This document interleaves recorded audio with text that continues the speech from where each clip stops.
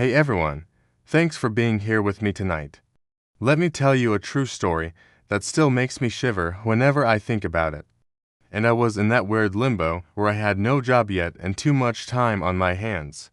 Every summer my entire extended family crams into it: board games, too many drinks, kids running wild. But this time, it was dead quiet. And that's exactly what made it so creepy. I hate being idle. So, when my mom asked if I could go check on my Uncle Rick's beach house in Rehoboth Beach, Delaware, I agreed instantly. I remember falling asleep to the sound of absolutely nothing. That should have been comforting, but it wasn't. Faucets, breakers, roof, no issues, but the silence was. There was a sound coming from the walk-in closet. At first, I thought I imagined it. But then I heard it again, a faint thump, like something shifting off. I'd never been there alone, and something about all that emptiness made the place feel wrong.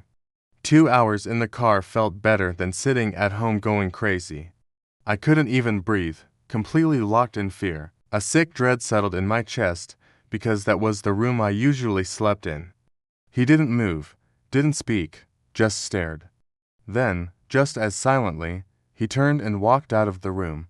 Make sure you're somewhere safe, because after this, you might never look at an empty house the same way again.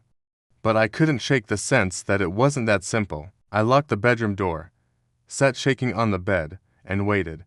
A few months ago, I just graduated college a semester early. They stormed the house, searching every room, but came back and told me it was empty. Uncle Rick's house is huge. Since no one else was around, I decided to crash in the big master bedroom. They got him down in cuffs, but he wouldn't answer any questions, just stared with a blank, terrifying look on his face.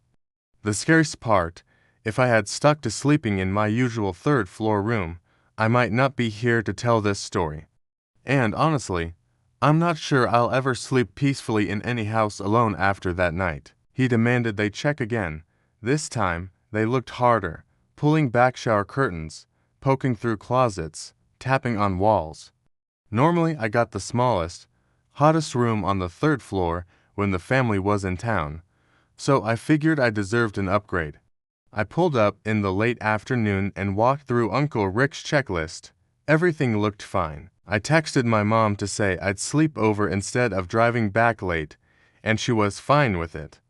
Then, slowly, the door creaked open, and a figure stepped out.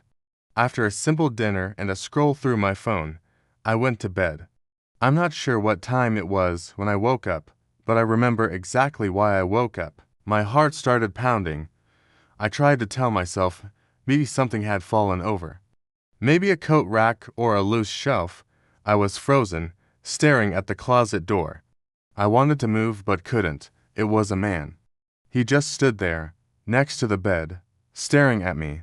I listened as his footsteps headed upstairs to the third floor, where there was no exit. When I finally broke free of my panic, I grabbed my phone and dialed 911 as quietly as I could.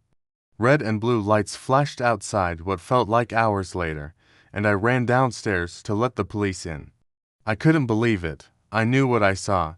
I insisted there was no way he just slipped past me, but the police brushed me off.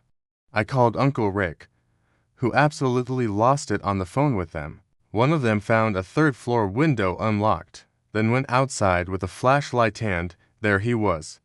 That same man, crouched on the roof, dirty and hollow-eyed, like he hadn't seen a shower in years. The police guessed he was homeless, squatting inside the house. Maybe he'd been there for days. Maybe even longer.